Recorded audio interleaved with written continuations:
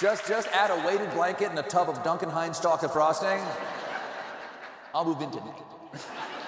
Grijalva's seat was already blue, so why are they dragging their feet? Well, one reason could be that the president was best buds with the world's most notorious pedophile, and once she's seated, Grijalva would be the final signatory needed to force a vote to release the Epstein files, which means... There's a certain kind of silence you only notice when something important is about to happen. The studio looked normal. Bright lights, music playing, audience relaxed. Just another night. Just another show. But the moment Stephen Colbert walked out and sat behind that desk, something felt different. He didn't rush. He didn't smile right away. Instead, he looked at the audience and dropped a line that instantly changed the energy in the room. He said, "Sometimes a lie isn't obvious. It sounds real, confident, polished, convincing at least for a moment." The crowd laughed. But it wasn't just a joke. It was a warning. Because tonight, he wasn't just talking. He was about to show something. He leaned back slightly, almost casual, and explained that a very strong denial had just been made. Not vague, not uncertain, completely firm. The kind of denial that expects people to accept confidence as proof. And then he paused, smiled, because confidence doesn't always survive evidence. The screen behind him lit up, and just like that, the tone changed. This wasn't comedy anymore. This was a replay of reality. The first image appeared, clean, public, impossible to ignore. Donald Trump standing next to a familiar face, both smiling, relaxed, comfortable, not like strangers, not like people who had just met. The audience reacted instantly. There was laughter, but underneath it, something else. That feeling when a joke hits a little too close to something real. Colbert didn't interrupt it.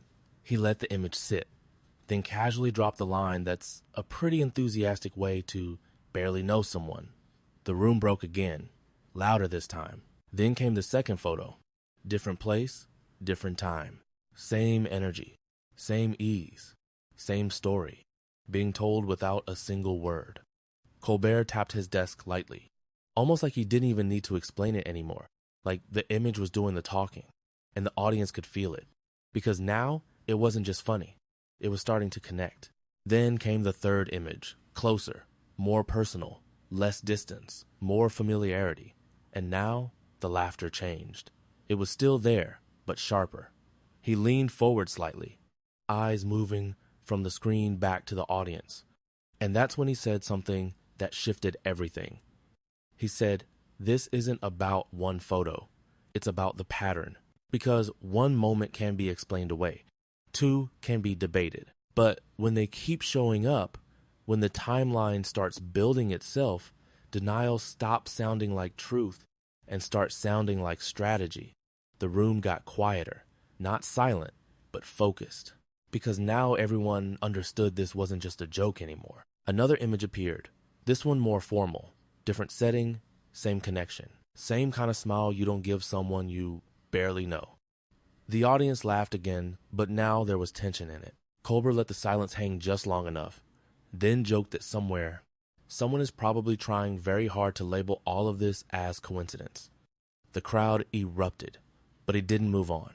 That was the key. He stayed right there. Because the real punchline wasn't the image. It was how many times it happened. He explained how this works.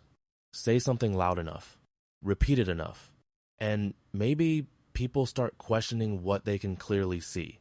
Deny, deflect, distract, move on, before anyone has time to rewind.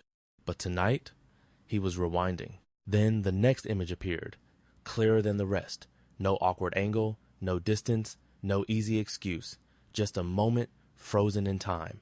And this time, the audience didn't laugh. They paused. Because now it wasn't about humor. It was about reality catching up. Colbert looked at the screen, then back at the audience, and calmly said, "This isn't about proving every accusation. It's about the fact that no connection at all no longer makes sense. That idea doesn't hold anymore." And that's when the silence broke. The laughter came back, but heavier, stronger, because now everyone saw it. He leaned forward one last time, voice calmer, but sharper than ever. and said the real issue isn't the past. Everyone has a past.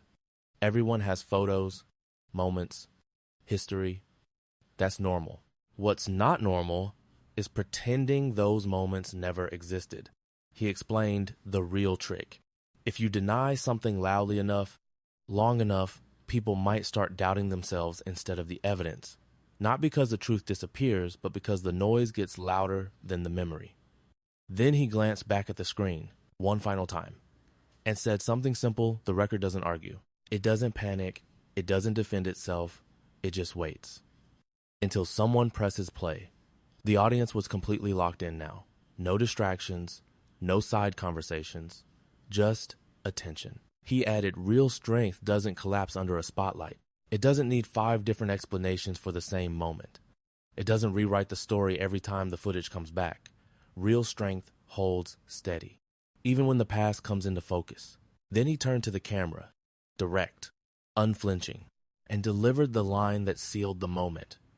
You can call yourself innocent. You can say you're misunderstood. You can even claim everything is unfair. But when denial gets louder than evidence, eventually the evidence speaks for itself. The room exploded.